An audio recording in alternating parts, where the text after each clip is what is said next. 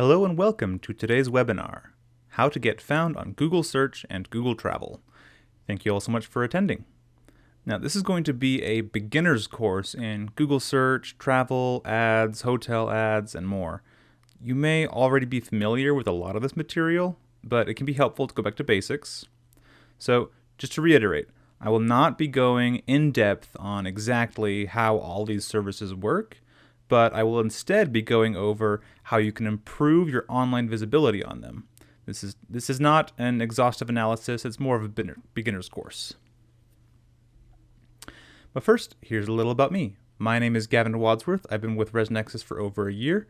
I'm a hospitality researcher and content writer for ResNexus. I also coordinate all the webinars, and I am a digital cinema graduate. Alright, now you all know about Google search. It's so prevalent, it's a verb. You don't search for something, you Google it. And really, this is also where most travel begins. It starts as an idea, and then you Google that idea to refine it and start planning your trip. So I call it the zone of destination discovery. Google search primarily sends people to websites, but it also connects to other Google services like Google Maps and Google Travel, as we'll see later. But search itself is driven by SEO, search engine optimization. If you're trying to improve your ranking in Google search results, you're primarily looking at improving your website's SEO and doing Google ad campaigns. So this is an example of what Google search delivers when you search for a specific property. But we're actually getting a couple different things here. First, I just want to clarify that I have dark mode enabled on here for Google search. That's why the background is black instead of white. It's still regular Google search. This is just an appearance mode I have enabled. But this will actually be helpful for our purposes later on, as you'll see. Alright, let's get into what we're seeing here. First is a Google ad, indicated by the sponsored tag. This marketing channel or OTA wants you to book with Black Swan Inn using their marketplace. So they've paid Google to appear at the top of searches like this. Next is the Black Swan Inn's website itself, with popular pages listed below. Black Swan Inn doesn't need to pay for Google ads for the website to appear when you search for them, because Google already knows to display this website for this search term. However, there are some strategic uses for Google Ads placements for properties that we'll go over later in the presentation. And now this at the right and on top of the mobile screen is sometimes called a knowledge panel by Google. This is pulling information from Black Swan Inn's Google business account for its star rating, Google reviews, address, phone number, and pictures.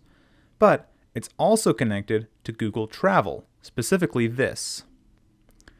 When you Google a business from any other industry, you don't get rates and prices. But for lodging, you get this section for comparing prices and featured options from OTAs. That's Google Travel. Those OTAs are paying to have their booking options appear, because again, they want travelers to book using their own platform. But this isn't actually Google Ads, because Google Ads is mainly for Google search results. This is actually Google Hotel Ads, and yes, it is a different service. Google Travel is a little sneaky. Most travelers probably don't even know they're using it. As we just saw, it's pretty seamless to go from Google Search to Google Travel, and it seems like just an extension of search. Google Travel is kind of like a hidden directory of hotels, B&Bs, and other lodging. You probably don't go to google.com/travel, but you've probably used search or maps to search for places to stay, and that's where the transition starts to happen. But Google Travel isn't really an OTA, not like you're familiar with.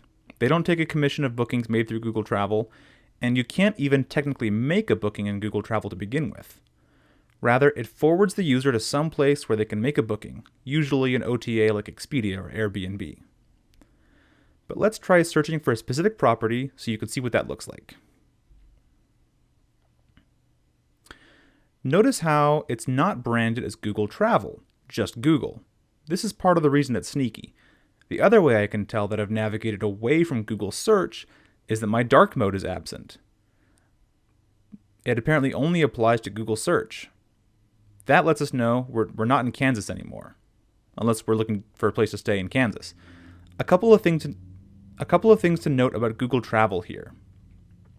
First is that even though we're on the specific listing for Black Swan Inn, we still see other nearby accommodations in the area, which in this case is Pocatello, Idaho. There are some sponsored ad placements at the top, but the rest are ranked by relevance, proximity, ratings and reviews, and a number of other factors. So that's the bare bones of Google Search and Google Travel. Now let's go more in depth and see how it relates to your business. Now, the outline for this presentation will take us along a common booking journey that a traveler might go along. So we're going to see how a search becomes a booking. First, let's see what Google themselves has to say about online shopping behavior and hospitality. This is a typical person's trip planning path according to Google. It begins with something they want to do away from home, usually an activity or relaxation. They'll start Googling something related to their trip. The top results will often be OTAs like Expedia, TripAdvisor, Booking.com, Airbnb. This is where the traveler identifies places that stand out to them, but they won't usually book right away. First, they need to talk to their partner, spouse, or friend and gather more information, see if they can take time off work, and so on. The traveler might watch a YouTube video or browse social media about their desired destination to help build excitement about their stay. After some time, it could be a few days or weeks, or shorter if they're feeling spontaneous, they'll start narrowing down their choices, perhaps by returning to Googling for accommodations in the area surrounding their destination, or perhaps by comparing them at OTAs, or maybe Googling a property directly because they've heard great things about it. This is when investigation kicks fully into gear. They will often visit the direct website of their top 3 accommodations to see if it matches what they saw on the OTA. And finally, the process is completed when they make a booking either directly with the property or through an OTA. Historically, this entire process would normally take around 60 days to complete from start to finish. To put it another way, I see this as being organized into 3 distinct phases. First, travel begins with an objective. It doesn't just happen for no reason. This objective could be excitement, relaxation, family time, or many other reasons. Most of the time, that objective comes with a destination in mind. The destination is the reason for traveling. In most cases, the hotel or B&B or vacation rental is not the destination. If it is, then the traveler has already made their booking decision, and they'll skip ahead in this process. For example, a really unique inn with themed rooms and romance specials might be a couple's reason for going to a particular town. But usually, the destination is something like nearby attractions or a concert going on or a convention or the natural scenery. This is what motivates travel in the first place. If it was just about sleeping in a different bed every now and then, people would just sleep in their guest room from time to time. After the traveler has settled on a destination, assuming they plan on visiting for more than one evening, they'll begin the search for nearby accommodations. This is where you want to show up in the traveler's searches. When they Google places to stay near and your properties in the vicinity, you want to have as much visibility as possible. And finally, the traveler starts narrowing down their choices. Again, this is investigation mode.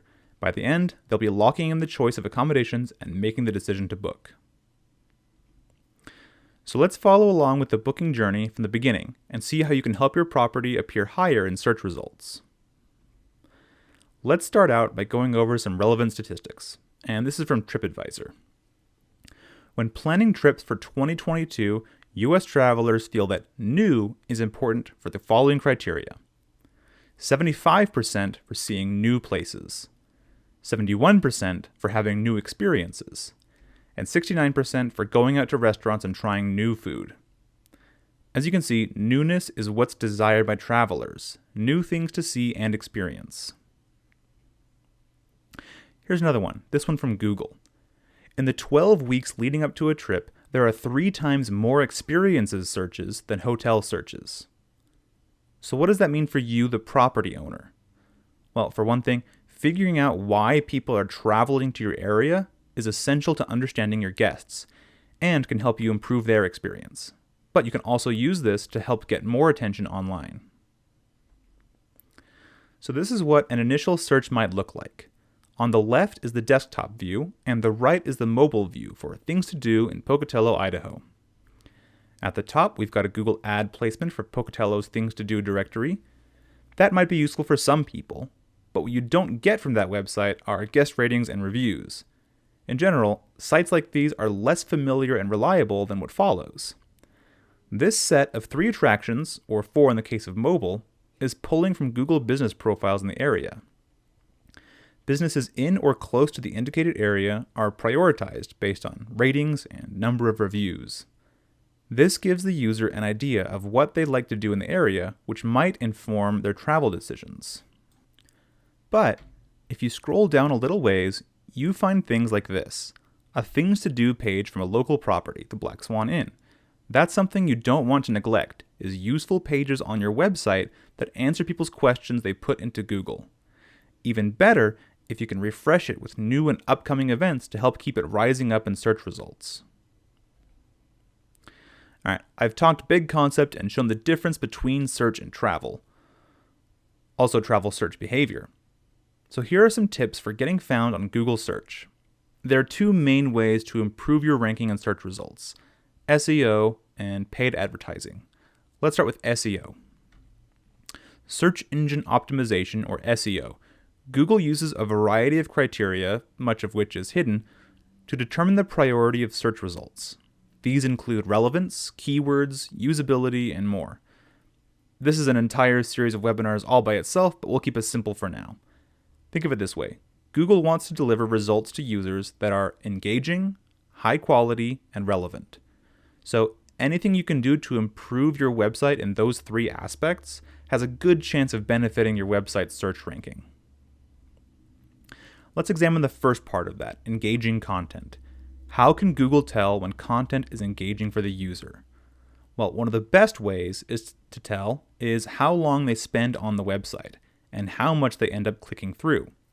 If a user clicks on a website and leaves after viewing only 1 page, that's called a bounce, and it's what you'd like to try and prevent. So for your property's website, you want to find ways to keep users engaged as they learn more about your property. That's part of why things to do is such a staple. Other ideas to keep people on your website are blog posts, local events, a photo gallery, a page about your rooms or accommodations, an About Us page talking about yourselves and the history of the property to give it a personal touch.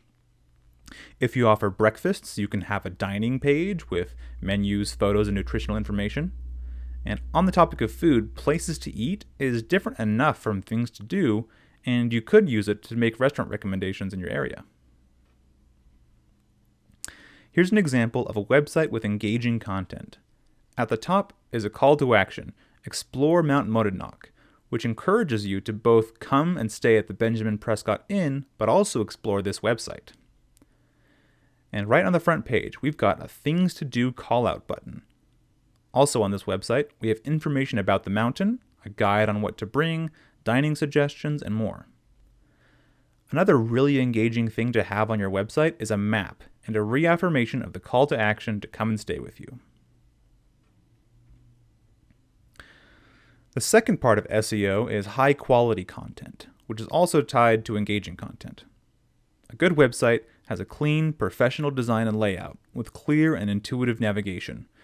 If you're going to have a wallpaper style photo at the top of your page, make sure it's high enough resolution for the size. And that goes for all your photos and pictures. That said, it is a careful balance because you also want your website to load quickly. Google prioritizes load speed as one of the factors in page rankings. So if you have too many high-resolution photos or too many plugins or poor hosting, your search rankings could suffer.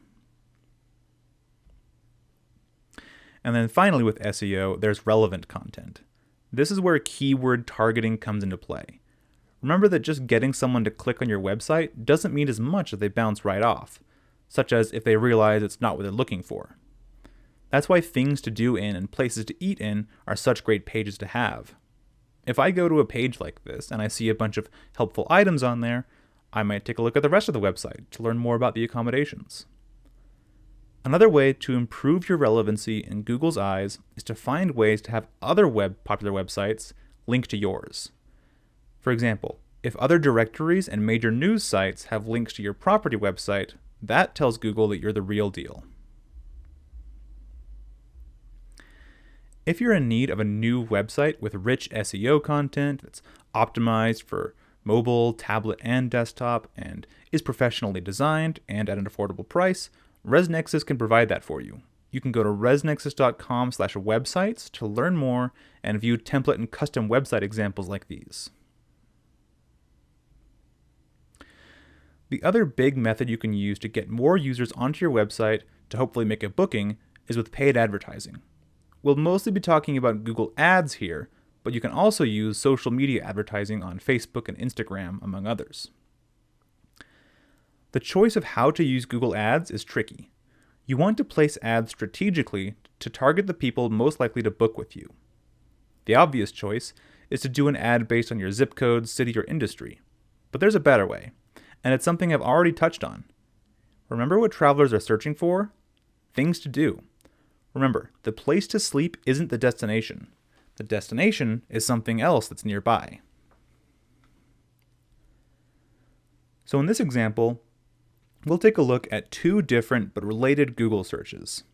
The first is a search for Zion's National Park lodging, and the other is for Angel's Landing, which is a famous hike in the park. Which one do you think is a better Google Ads opportunity?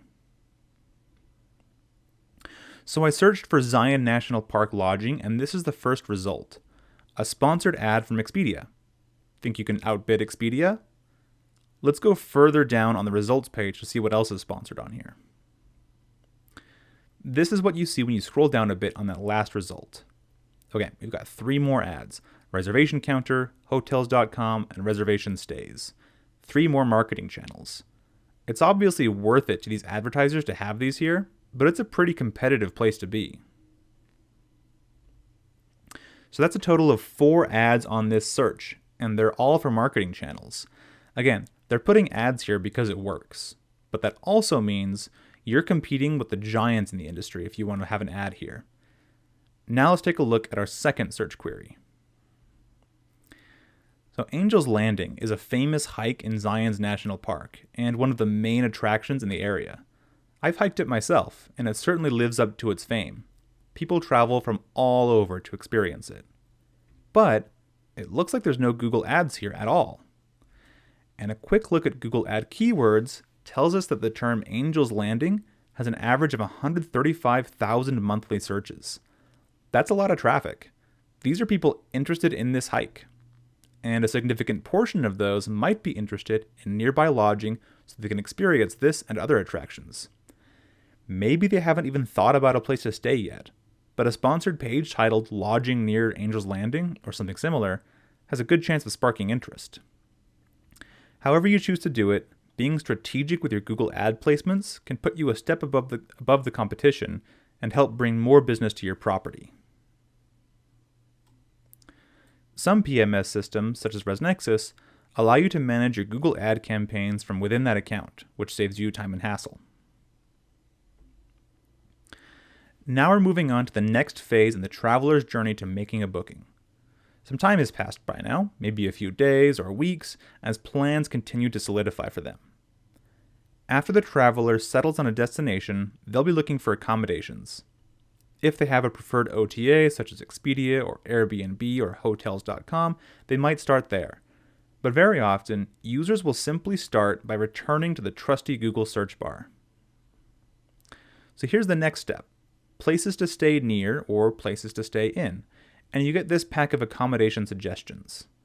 Looks pretty similar to the things to do search, but there are some key differences.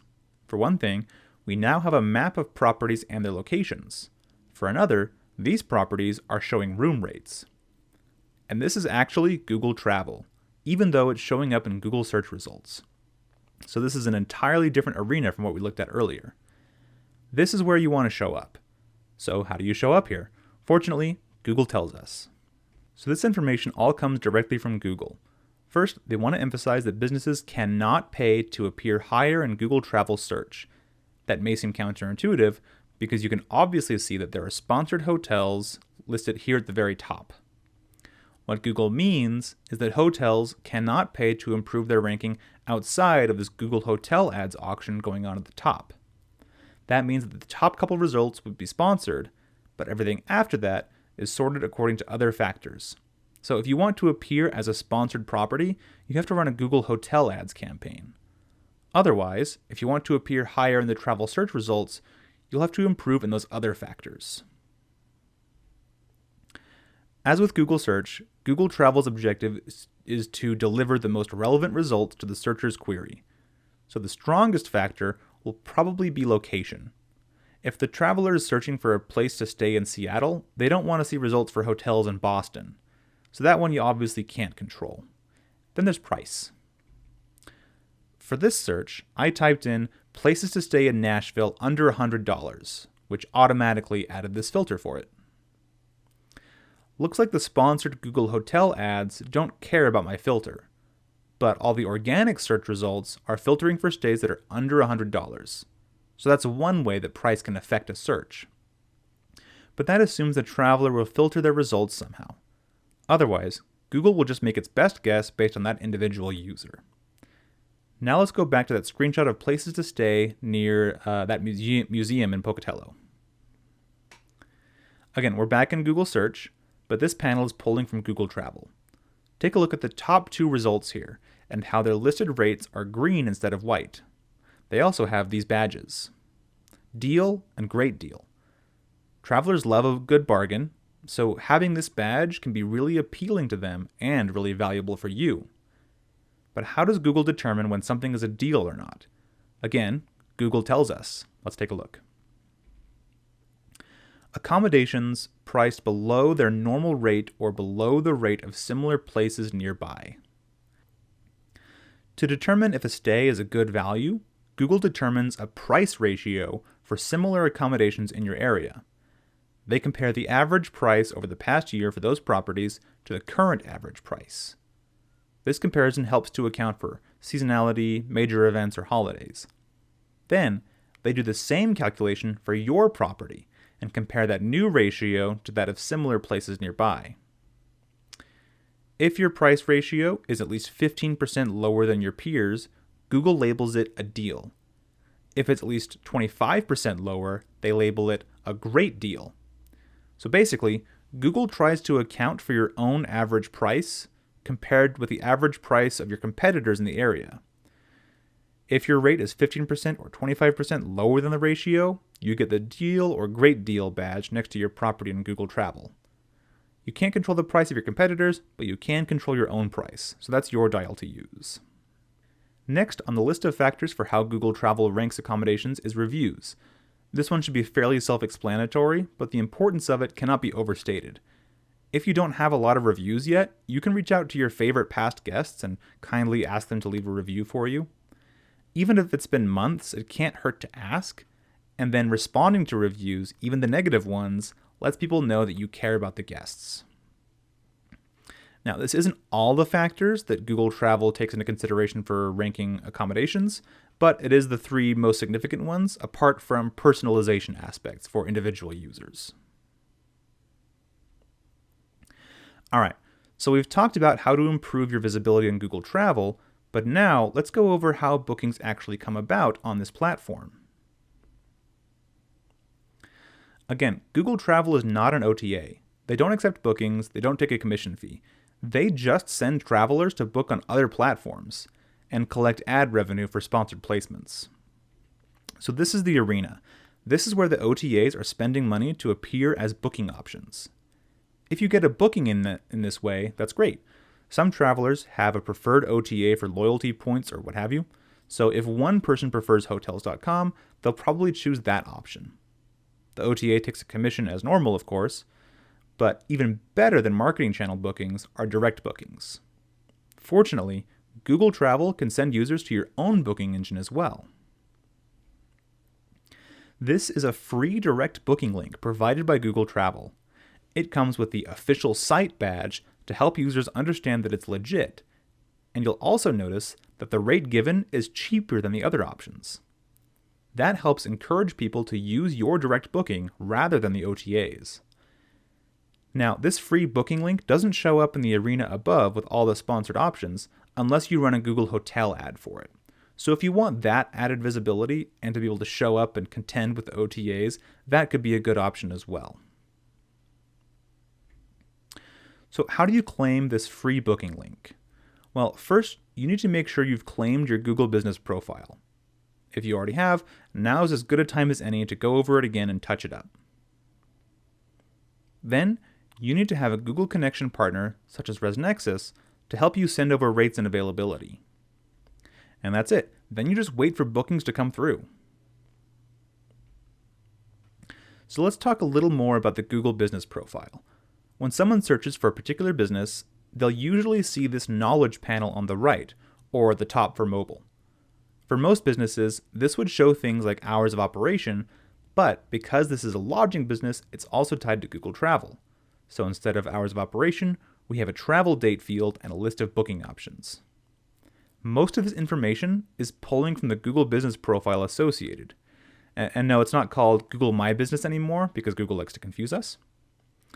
Managing your Google Business profile is a great way to improve your online reputation, since a lot of people will get their eyes on this, especially the reviews. If you haven't yet made or claimed your business profile, this is very important to do. You can select photos, respond to reviews, add a description, and since you're also a lodging business, you can also lay out your amenities and call out special traits about your property. If you have pet-friendly options, definitely put that on here. If you have a pool, hot tub, free parking, same thing. To get your Google Business profile set up, if you haven't already, you can go to business.google.com/create/new and either search for and claim your business or start a new profile using the instructions provided. And if you've already got one set up, do a quick Google search to see what travelers are seeing when they do the same thing. Is every review responded to in a professional way, even the negative ones? How are the photos? If they're out of date, blurry, or don't show your property's good side, it might be a good idea to update them. Basically, figure out what someone's first impression of your business might be on Google search. Once that's done, you need a way to send over your rates and availability to Google Travel, so they know what to show to travelers. If you use ResNexus, we're a partner that can do that for you. You can also search all Google Hotel partners at this URL, travel.google/partners/hotels/find-a-partner. At bare minimum, you should go through this process to claim that free booking link to help drive more reservations free of OTA commissions. If you don't already have that set up, that should be your main takeaway from this webinar.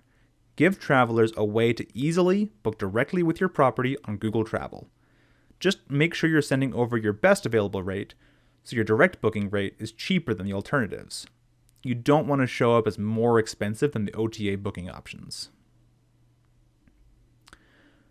When someone clicks on a direct booking like this, Google Travel sends them right to your booking engine. So let's click it and see where it goes from there for this property. Clicking the Black Swan Inn's direct booking link routes the user to their ResNexus booking engine, shown here, where it automatically pulls up the room with the rate they were looking at. So let's click Add. Then we can see the reservation total and details, as well as other room options. So let's click Checkout. In ResNexus, you can have the guest be routed to see your retail options at this step before finalizing the booking. And then in ResNexus, you can also provide an option for the guest to receive newsletters and promotional offers from you. And if they submit their birthday or anniversary dates, you can send automatic and timely marketing emails based around those dates. Now, let's take a look at what happens when someone clicks an OTA booking link. I'm just going to choose booking.com, but of course every OTA will be a little different. So when a traveler clicks on an OTA booking link, it takes them to that OTA, which displays other properties alongside the selected one. And as I said before, if they end up booking with you, that's great, but you do have that commission the OTA takes.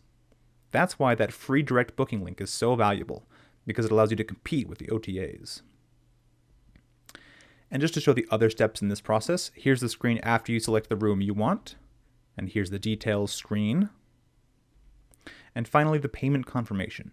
Notice that we weren't first taken to a screen for retail items, and there's no field here for birthday or anniversary.